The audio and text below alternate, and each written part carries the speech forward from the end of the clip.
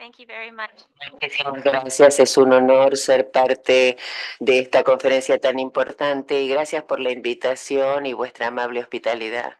Voy a tratar de hablar un poco más lento, así que si voy demasiado rápido, por favor avísenme. De lo que vamos a estar hablando esta mañana es decisiones complejas, lo que nosotras entendemos y de qué manera podemos ayudar. Nos vamos a enfocar en la ciencia.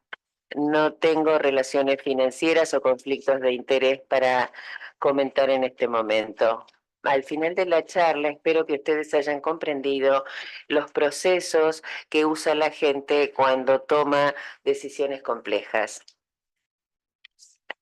Se podrá comprender cómo los sesgos cognitivos tienen influencia en la percepción del riesgo y habrán entendido las oportunidades para ayudar a los padres a personalizar la toma de decisiones. Esta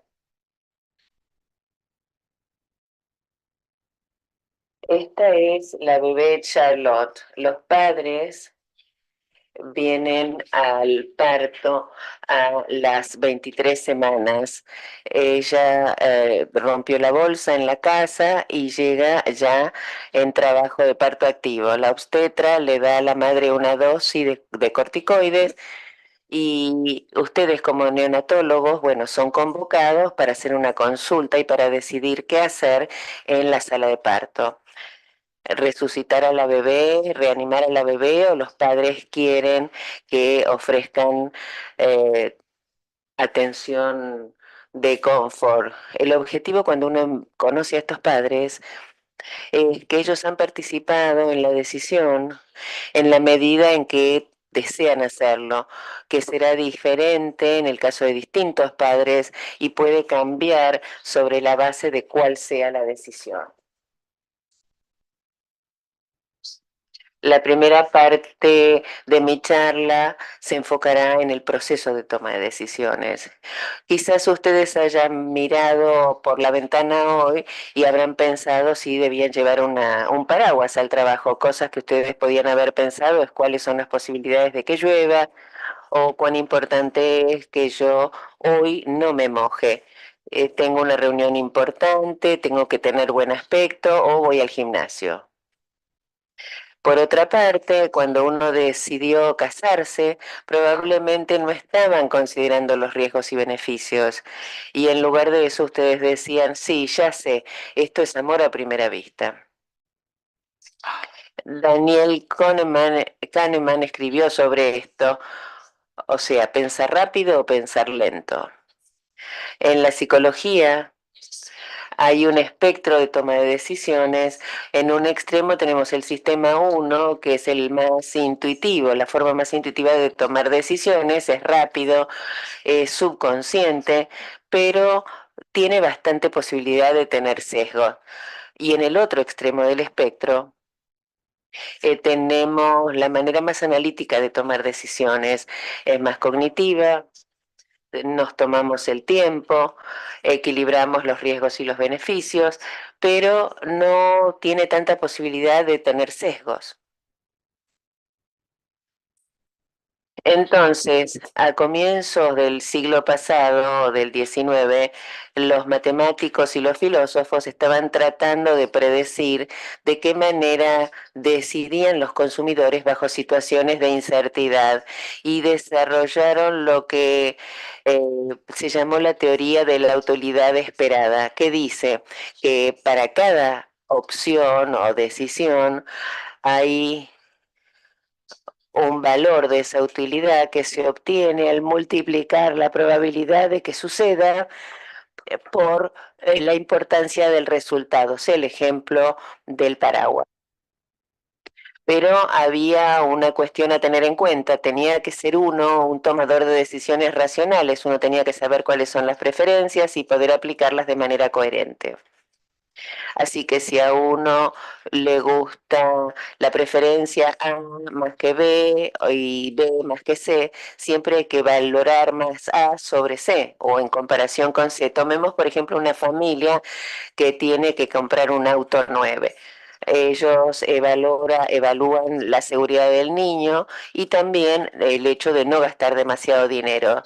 Tomaron esta decisión y consideraron que era más importante que la familia estuviera segura. El vendedor les da más y más opciones de seguridad en autos hasta que en un punto dicen, bueno, este es demasiado caro, no vamos a comprar este auto. Y el científico de decisiones dice, este no es un abordaje racional, se desviaron del objetivo. Y en los nacimientos pretérmino todo es nuevo. Los padres quizás no sepan cuáles son los valores de inmediato. Tienen que tratar de predecir de qué manera se sentirán esos resultados en el futuro y eso tampoco es fácil. Quizás tengan roles conflictivos, a quién deben priorizar, al bebé, a la familia, y pueden resultar distraídos por cuestiones del contexto y esto puede alterar sus decisiones. Y Kahneman desarrolló con otro autor la heurística y sesgos y ganaron el premio Nobel con este libro y se tratan de las reacciones intuitivas, las reglas importantes. O sea que si uno ve un problema, les va a recordar algo que ustedes han encontrado en el pasado y que tuvo atributos similares y patrones similares. Y subconscientemente van a tener una idea de cuál es la decisión correcta. Lamentablemente, este pensamiento rápido resulta en sesgos. Uno puede decir entonces por qué la gente lo hace.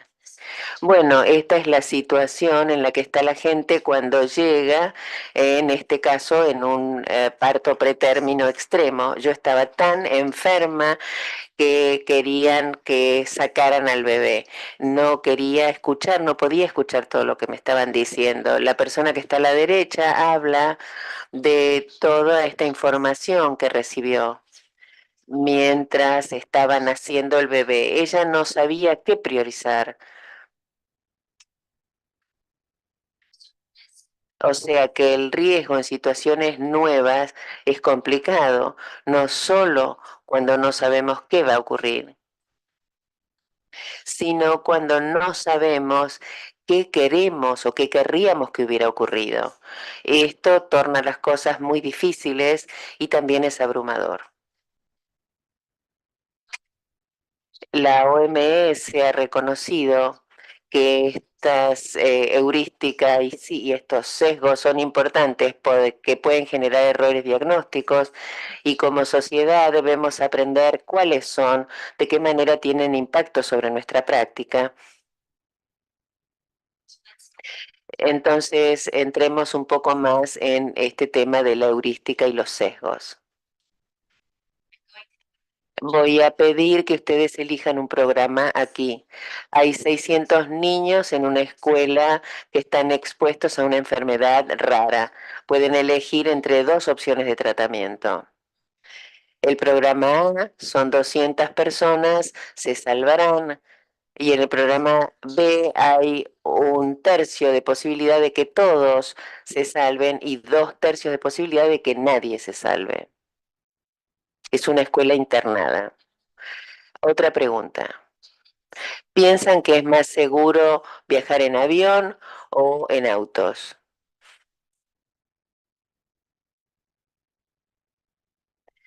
Todos son muy inteligentes, veo. Algunos de ustedes pueden haber pensado en el choque de un avión japonés contra un guardacostas y que se incendió.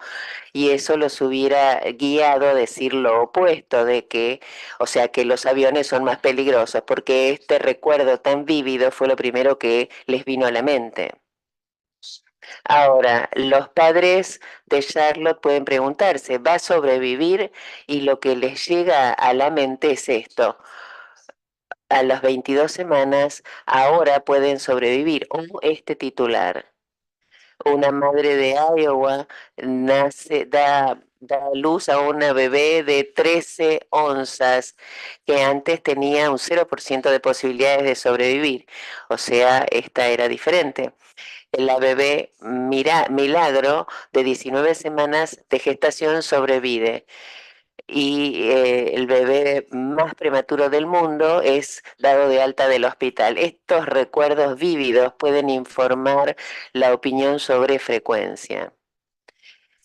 Uno puede preguntarle, bueno, ¿cuán enferma quedará Charlotte? Hicimos una encuesta en la que le preguntamos a la gente si les parecía que era mejor reanimarla o darle atención de confort. Y después preguntamos por qué. Y mucha gente habló sobre el bebé de 32 semanas que nació en la casa del vecino y que tuvo un curso en la USIN que fue muy bueno en el momento en que estaban decidiendo sobre este bebé de 22 semanas. Este es un sesgo de ajuste, involucra las decisiones primeras. Por ejemplo, en el mercado inmobiliario, cuando la gente vende su casa, pone un precio y después uno negocia alrededor de ese precio. Los padres pueden decir, tengo que darle la oportunidad a Charlotte. Aquí quizá sea el afecto o las emociones que impulsan su toma de decisiones y esto es legítimo, está bien. Como dijo el doctor Lantos, la mayoría de las grandes decisiones en la vida no son puramente racionales.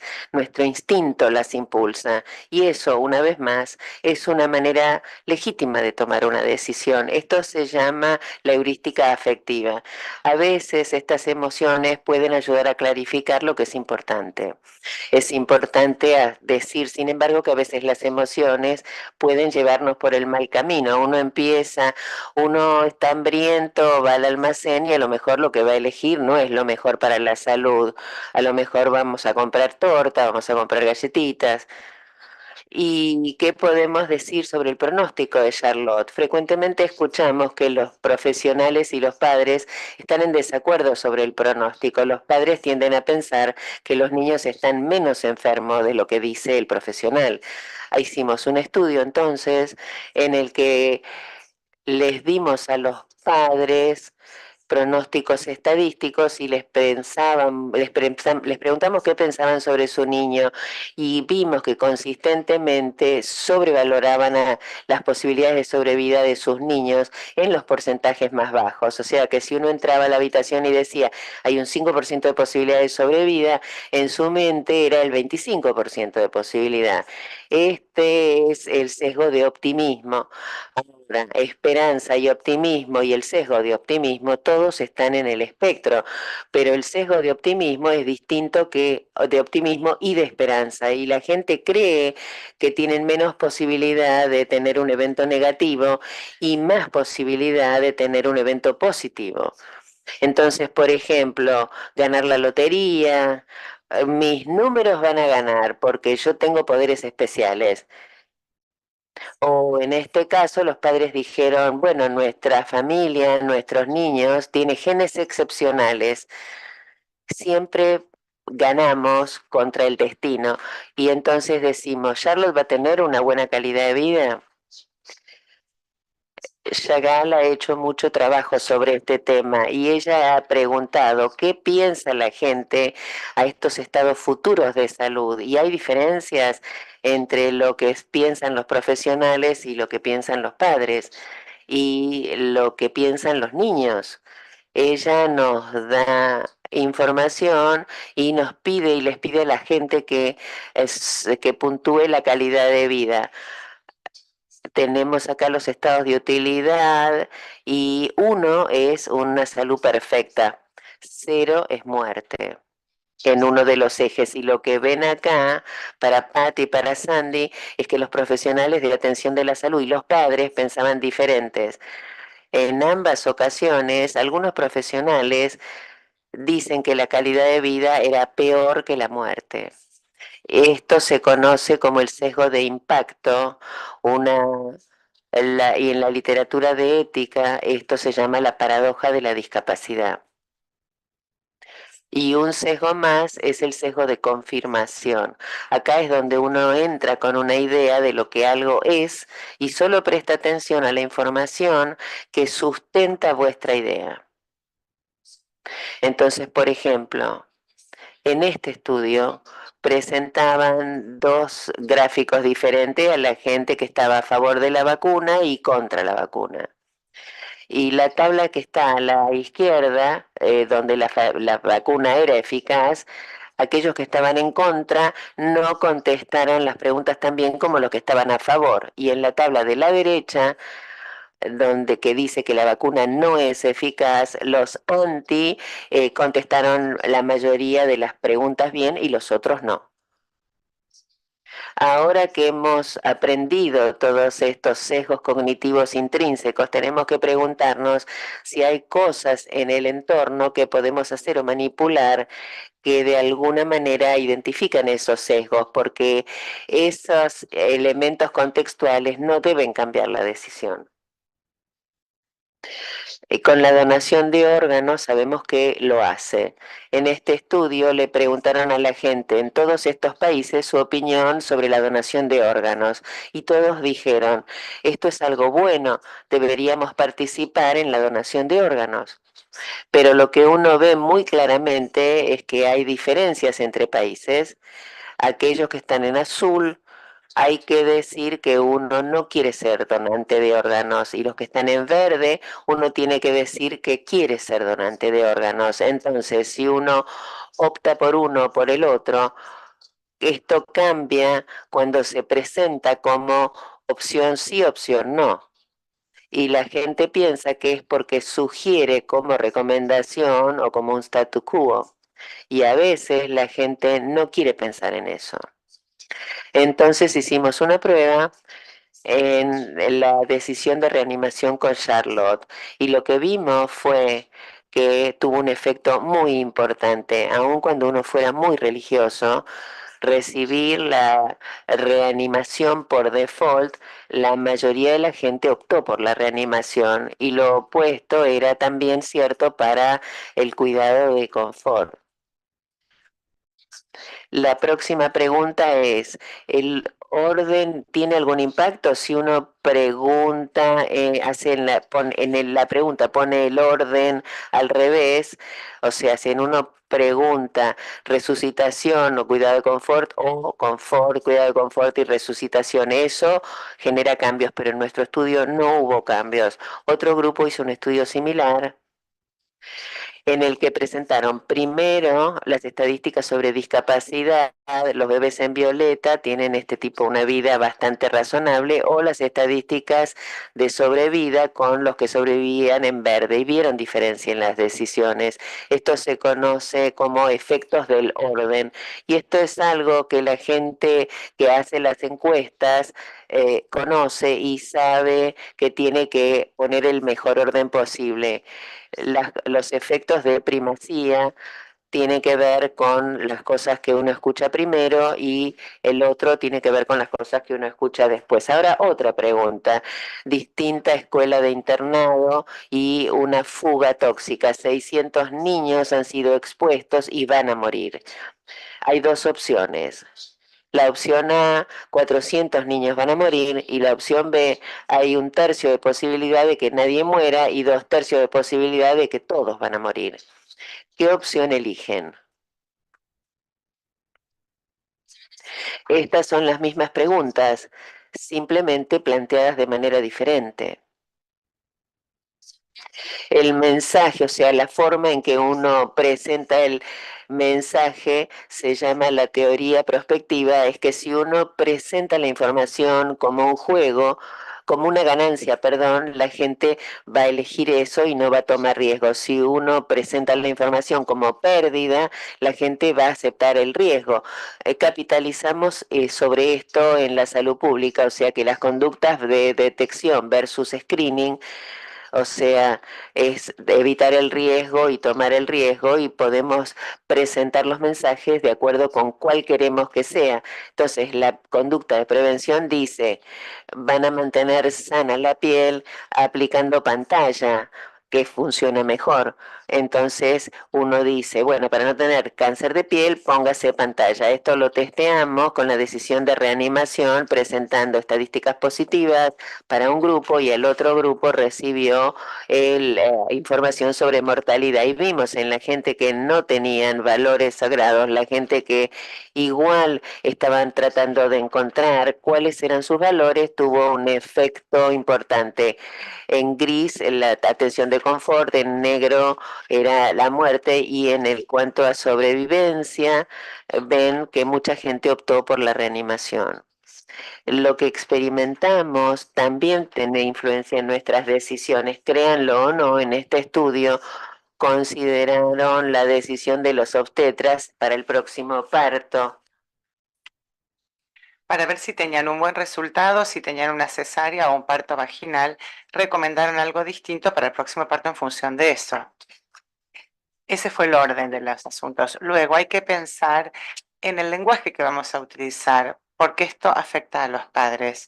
Utilizamos palabras tales como terminal o letal.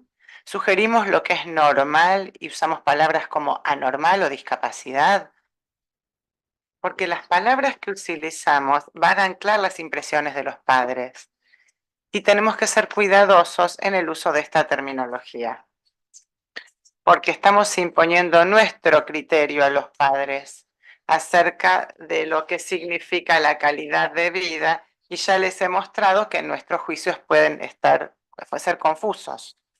Entonces, ahora que hemos visto el proceso de toma de decisiones, la heurística y los sesgos, podemos pensar en cómo podemos ayudar a los padres.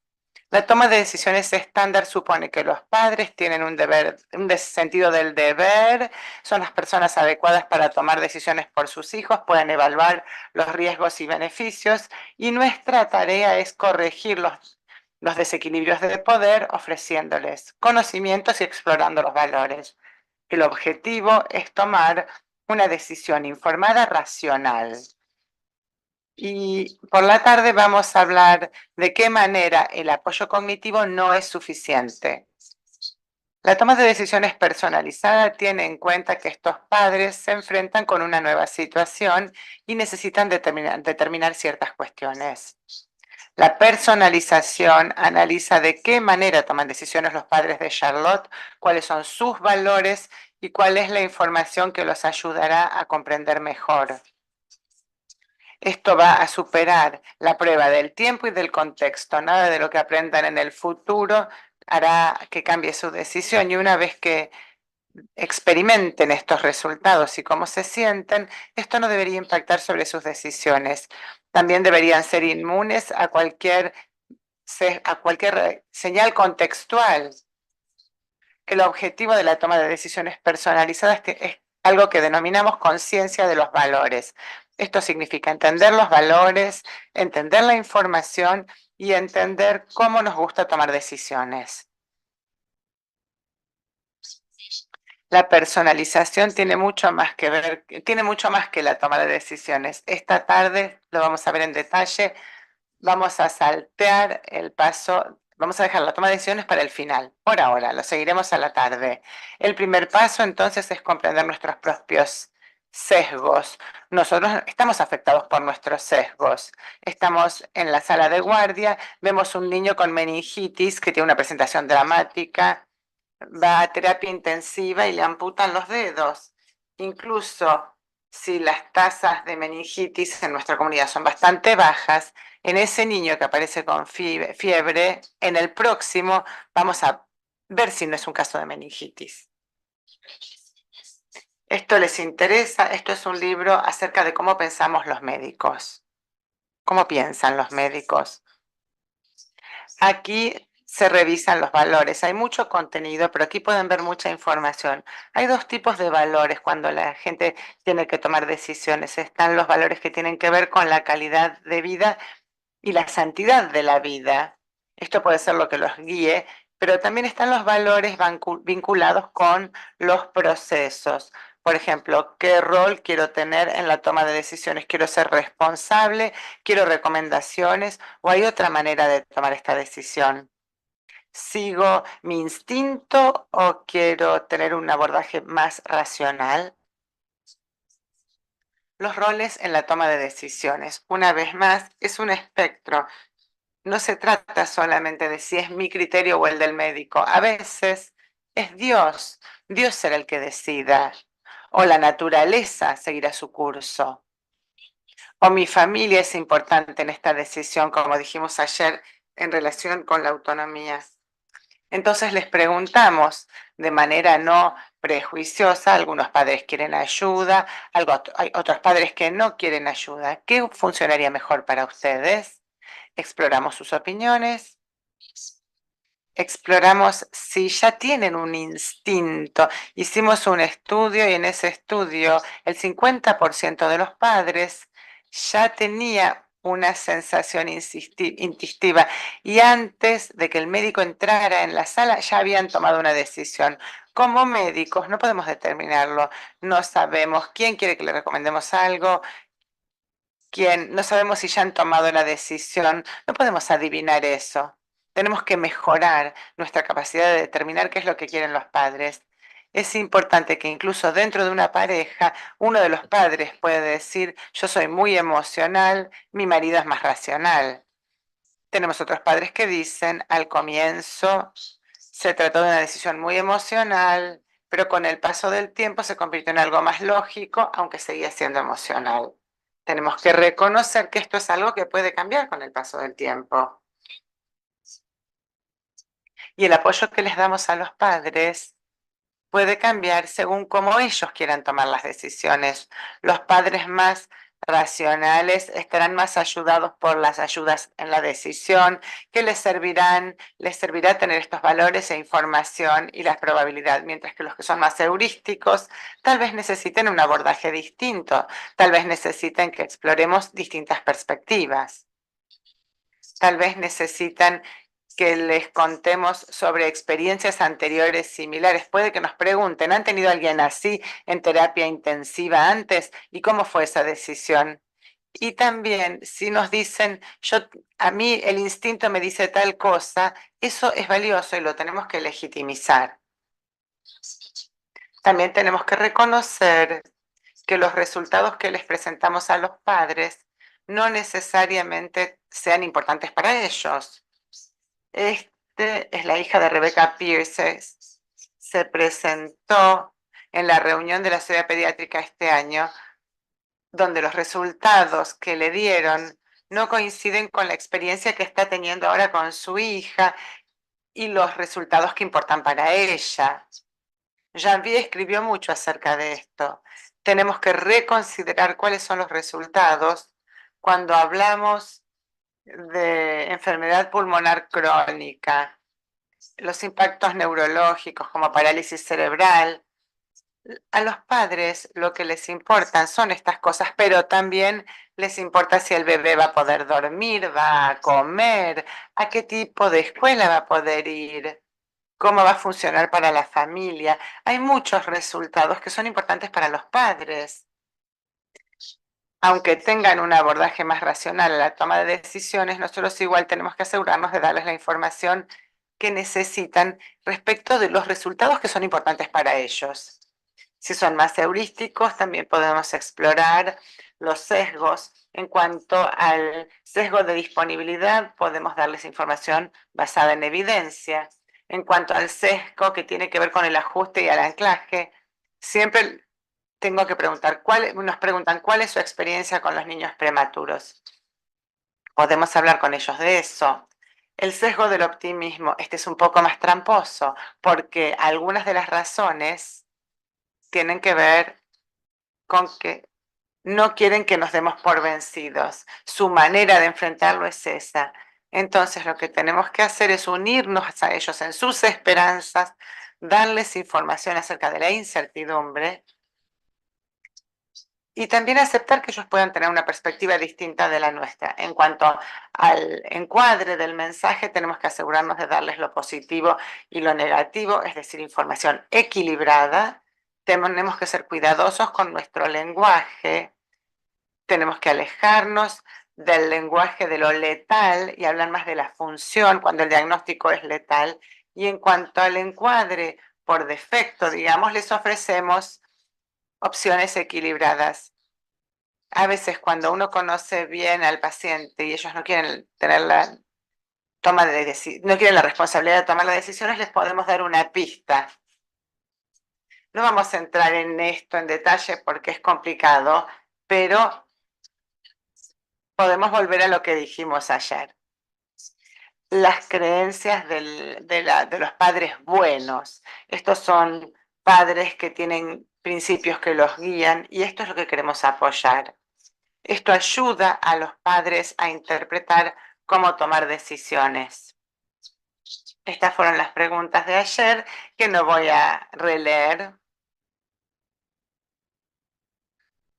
Nuestro objetivo, una vez más, es la conciencia de los valores. La columna de la derecha son las preferencias incompletas. Si las personas no saben lo que quieren, va a ser muy difícil para ellas tomar una decisión racional con las probabilidades multiplicadas por los resultados. No va a ser posible. Esperamos que nuestro objetivo sea ayudar a los padres a comprender sus valores, descubrirlos y luego tendrán una opción. Podrán tomar una decisión más racional cuando les damos las probabilidades y los resultados que les importan, o bien pueden decir, yo sigo mi instinto, sé lo que me está diciendo, doctora, pero esta es la decisión con la que me siento cómodo, cómoda. Para resumir en todo, entonces, espero que hayan entendido cómo es el espectro de la toma de decisiones, las opciones racionales, analíticas e intuitivas, heurísticas, el espectro que puede cambiar en base a las personas, a las decisiones y al tiempo. Es importante que reconozcamos estos sesgos cognitivos que impactan nuestra práctica y también la manera en que los pacientes toman decisiones. Y tenemos que ser cuidadosos con las pistas contextuales que les damos a los padres cuando les hablamos. Y tenemos que ser flexibles en nuestro enfoque, sabiendo que las personas se acercan de distinta manera a las decisiones y nosotros tenemos que ajustar nuestra manera de aconsejarlas en base a lo que estas personas necesitan. Muchísimas gracias.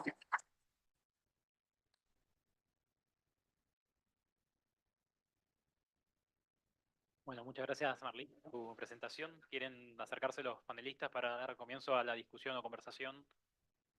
Muchas gracias por la charla, realmente fue muy integradora.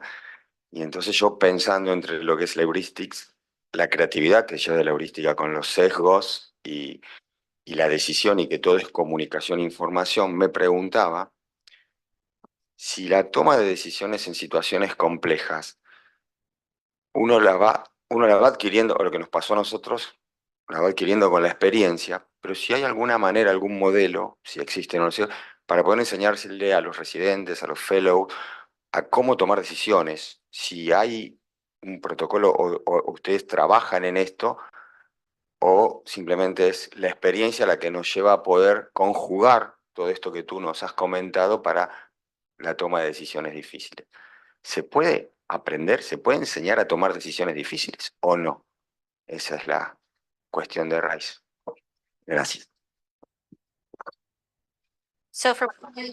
Por lo que entiendo, usted me está preguntando si podemos enseñarles a los residentes a tener esa intuición cuando toman decisiones. O tomar decisiones, por ejemplo, de terminar el tratamiento de un paciente complicado. ¿Hay algún protocolo para guiar a los residentes y a los fellows en estas decisiones médicas? Es una pregunta difícil porque es algo muy intuitivo y ese es el arte de la medicina. Uno de mis primeros mentores una vez me dijo algo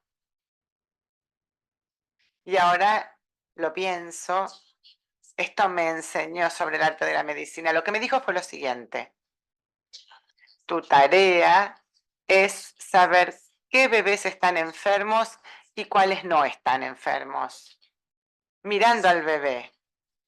Eso se vincula con estos patrones de reconocimiento. Cuando miramos a un bebé, no sabemos qué es, pero este bebé no se ve bien. Son esos patrones que construimos con el tiempo los que nos dan esa intuición. Y ese es un paso que esta persona me enseñó que para mí era muy intuitivo y muy importante para construir esa intuición, que es del tipo de toma de decisiones más bien heurística. Tiene importancia comprender las cosas de manera racional, sobre todo cuando miramos la probabilidad, el resultado que importa, pero tenemos que reconocer que lo primero que tenemos es incertidumbre y por eso es importante que los alumnos o los residentes vean ambos abordajes, el racional y que además miren al bebé sin tener las cifras, sin tener todas las estadísticas ante sus ojos y preguntarles, ¿qué piensas de este bebé? Ese es un buen abordaje. En cuanto a un programa formalizado para esto, no lo conozco, no he escuchado que exista ninguno. No sé, doctor Lanto, si usted conoce algún programa así. No un programa formalizado específico, pero creo que esta manera de pensar acerca de cómo toman decisiones las personas es algo que está empezando a permearse en los distintos campos, está empezando a atravesar los distintos campos. El que ganó el premio Nobel cambió la manera en que los economistas piensan sobre lo que es ser una persona que toma decisiones racionales y por eso ahora se ha incorporado en las doctrinas y en los planes de negocios. Ahora, ¿cómo aplicarlo a la medicina? Es un poco difícil. Una cosa que hablaste del dar un empujoncito, ¿no? Eso es lo que más efecto puede tener. Si sabemos que las personas piensan de manera predictivamente racional, si lo que ellos dicen son sus objetivos que los van a llevar a una elección, si son racionales, pero todo el tiempo eligen una cosa distinta, creo que hubo un comentario así. Entonces, ¿cuáles son las razones de estos? La medida en que lo sabemos podría cambiar la manera en que aconsejamos para abordar estos patrones ahora bien comprendidos de la distorsión racional. Súper interesante la charla. Me hizo pensar mucho en qué importante es como nosotros como médicos o como personal de salud cuando damos información, que lo primero es que tengamos esta capacidad de conocernos y saber desde dónde hablamos, ¿no? Porque creo que eso es también, más allá de y saber escuchar y detectar en la persona que estamos hablando sus cómo es, pero también nosotros saber desde dónde hablamos, porque también tenemos nuestro sesgo. Y mi pregunta era, en tu experiencia, ¿qué te parece a vos que, digamos, es mejor, o mejor entre comillas, ¿no? Para una persona, para poder transcurrir lo que significa estar, por ejemplo, con un bebito muy grande en neonatología, ¿qué sería mejor? ¿Cómo lo va a llevar mejor si es muy optimista o muy pesimista? Digamos, ¿qué hace que uno pase por estas situaciones en la vida de una manera que la pueda vivir mejor? Si es ser más optimista, quizás demasiado, o demasiado realista.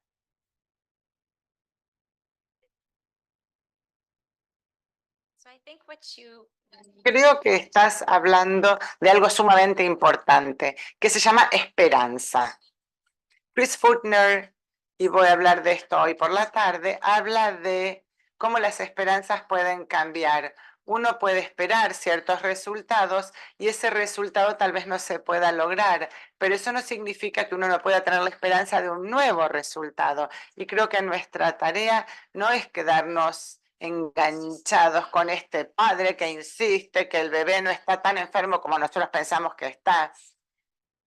Lo peor para los padres es cuando dicen, ay, esta enfermera o este enfermero no para de decirme lo enfermo que está el bebé. Ellos no quieren escuchar eso todos los días, no quieren que cada personal de salud venga a decirles lo mal que está su bebé. Nuestra tarea es decirles, sean realistas, pero no extinguir su esperanza.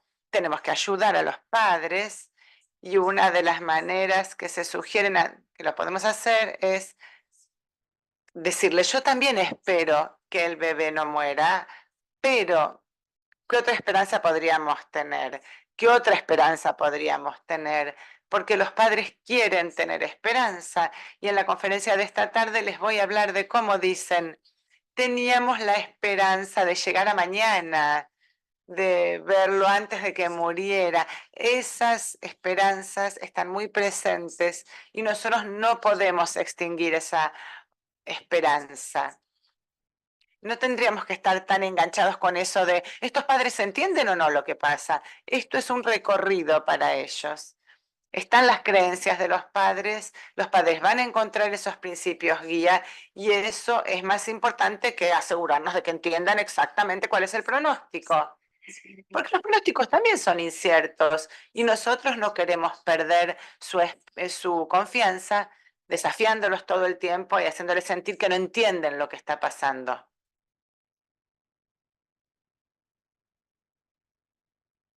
Bueno, muchas gracias. Una de las preguntas que quería hacerte, entiendo que lo que has comunicado justamente tiene que ver el lenguaje, emociones encontradas, momentos inesperados, el sesgo cognitivo y emocional, pero inclusive de la mamá y del papá. O sea, ¿ustedes cómo manejan la información? ¿Solo con la madre y el padre en el mismo momento, en forma separada, madre por un lado, padre por otro? Porque entiendo que después en la intimidad de estas parejas, ese sesgo cognitivo y emocional también muchas veces es disruptivo de acuerdo al pasaje del tiempo. Entonces, los comportamientos inclusive también depende de uno y de otro. O sea, cómo influye la conducta a veces emocional de una madre hacia el padre o al revés, y cómo lo enfrentan. Si siempre lo hacen pensando en mamá, en papá, en algún momento solamente con la madre, con el padre, si lo hacen en forma conjunta o separada, teniendo en cuenta que cada uno tiene una interpretación emocional propia como padre y como madre. ¿Se entiende?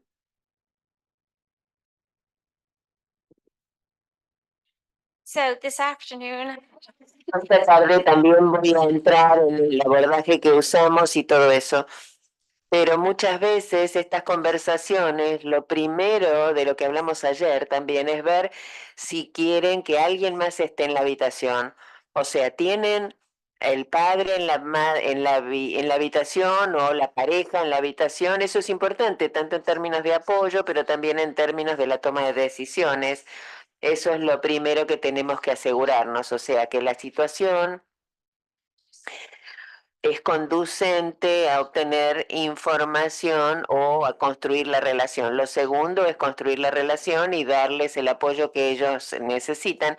Entonces, si la madre y el padre están ambos en la habitación, la primera pregunta es, ¿cuáles son sus temores y cuáles son sus preocupaciones? Podemos escuchar de la madre y del padre qué es importante para ellos y brindar información en ese sentido, chequeando con la otra persona si hay algo más. ¿Usted entiende lo que estoy diciendo? Entonces se convierte más en una conversación a diferencia de, bueno, esta es la lista de información y esto es lo que usted necesita. En el pasado mucha gente hacía eso y probablemente lo siguen haciendo. O sea, una lista de información puede dar resultado con un padre, pero no con otros. O sea, todo tiene que ver con la relación y construir esa relación, ver qué quiere la gente. Generalmente ambos padres están en la habitación porque generalmente están en la habitación y empezamos una conversación y avanzamos lentamente, quizás tan lentamente como estoy hablando ahora. Bueno, muchísimas gracias por su presentación. Yo quiero hacer una pregunta práctica del día a día de las unidades de neonatología o terapia, que uno como médico trata de tratar de aliviar el dolor de esos padres y a veces se encuentra, por suerte muchas veces y por suerte con muchas ganas, con esos niños, como yo defino Superman, ¿no? Que van sobreviviendo a su propio proceso y que uno habla con los padres, el riesgo es muy alto y el niño sobrevive y sobrevive a la cirugía cardiovascular, sobrevive a la sepsis, sobrevive a diferentes momentos. Y después, y en cada uno de esos momentos, uno habló con los padres sobre el riesgo, sobre, digamos, las dificultades, los enormes problemas que tenía, y hasta que se encuentra a un momento dado que ya los padres en esos diálogos no te escuchan más, porque me dijeron tantas veces que se iba a morir, y yo no les creo, ¿no? Es como un sesgo histórico del proceso, del propio proceso de la internación. Y no sé cómo lo pueden resolver, ¿no? Esa es la pregunta. Sí, y esa es la razón por la que tenemos que ser muy humildes cuando abordamos la incertidumbre y no sabemos cuáles van a ser los resultados. Es parte de la razón por la cual usar la palabra letal o mortal no deberíamos usarla, porque hay algunos bebés que sobreviven con anormalidades letales o mortales. O sea, y la confianza se desaparece rápidamente si continuamos diciendo, esto no va a andar, esto no va a funcionar. Yo creo que si podemos desde el comienzo empezar a abordar las cosas siendo muy humildes y diciendo, hay incertidumbre en esto, estas son las estadísticas, pero bueno, hablemos de su bebé. Y creo, sé que hemos hablado de esto antes y sin embargo ese bebé sobrevivió. Esto es lo que sé ahora. Yo no soy Dios, no sé lo que va a pasar. Y cuanto más podamos ser humildes y abiertos, a veces predecimos cosas que no ocurren y siempre tenemos que pensar en mantener la confianza de los padres. Y es muy difícil, porque es difícil cuando uno continúa escuchando mensajes de que el bebé no va a sobrevivir y al día siguiente estaban muy enfermos, pero no murieron.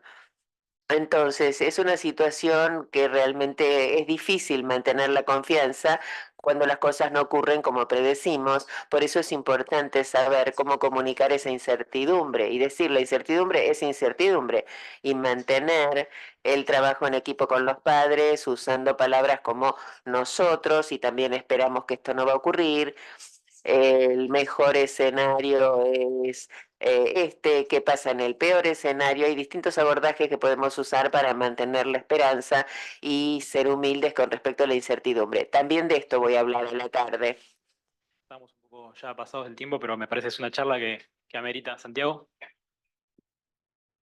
Gracias, muy agradable la charla, muy buena. Los niños prematuros claramente no sabemos cómo les va a ir y a muchos les va mejor de lo que pensamos. Los que no vemos prematuros, sino que después están viendo chicos con mucha patología crónica, a veces acusan a los neonatólogos de no tomar decisiones y yo siempre digo, ahí tenés mucha incertidumbre, o sea que hay que ser muy prudente. Cuando hay algún diagnóstico de certeza, por ejemplo, un diagnóstico genético confirmado, que uno sabe que no, ahí ya hay certeza de que no va a haber sobrevida y que su vida va a ser mala. Y los padres empiezan con el discurso de que se haga todo en el sentido que se haga todo para sostenerlo y eso implica tecnología que no le aporta ningún beneficio al padre, al paciente, a los padres. Ahí cómo lo manejan. ¿Se entiende la pregunta? Yes. Well, Sí, entendida. La primera pregunta es, tenemos que decidir si estamos ofreciendo una alternativa. Si uno ofrece una alternativa, la ofrece. Si no hay alternativa, entonces tenemos que ayudar a los padres a transitar y a entender la certidumbre y transitar por esas esperanzas. Como equipo, no deberíamos ofrecer una alternativa si no la hay. Eso lo, lo hice, les contesté rápido porque creo que me pasé del tiempo por hablar lento. Sí, quería, muy linda, muy interesante la charla. Quería preguntarle, cuando los médicos comunicamos, muchas veces usamos metáforas. Y cuanto más complejo lo que tenemos que explicar, usamos más capas de metáforas. Lo que quería preguntarle es si conoce algo y nos puede decir algo del uso de las metáforas y los sesgos en la comunicación. Can you give me an example of a metaphor? ¿Puede dar un ejemplo de metáfora? Usar metáforas en casos de oncología, se usa mucho la metáfora de la guerra se habla de arsenal terapéutico, se habla de guerreros, por ejemplo, sería un ejemplo de metáfora, ¿no? For example, an oncology patient, when Un paciente oncológico, cuando uno tiene que empezar la quimioterapia, generalmente decirle a los padres, bueno, empezamos por lo peor y estamos usando un gladiador para enfrentar la guerra. Nunca pensé en esa pregunta, es una pregunta excelente. No lo sé, o sea, si ayuda a mejorar la comprensión de los padres, si ayuda a crear unidad y confianza y esperanza, bueno, no creo que sea un problema. Si causa una percepción errónea o información errónea, bueno, me parece que todos debemos promover lo más que se pueda las creencias de como padres de los padres, y si ellos ven al bebé como un guerrero y si ellos se ven como alguien defendiendo al niño y ayudando al niño a pasar la situación, debemos apoyarlos. Es una muy buena pregunta. La verdad es que nunca había pensado en el uso de metáforas. Bueno, muchas gracias, Marlis. Creo que es una charla que amerita todo un bloque, una mañana, probablemente para seguir profundizando y ampliando estos conceptos.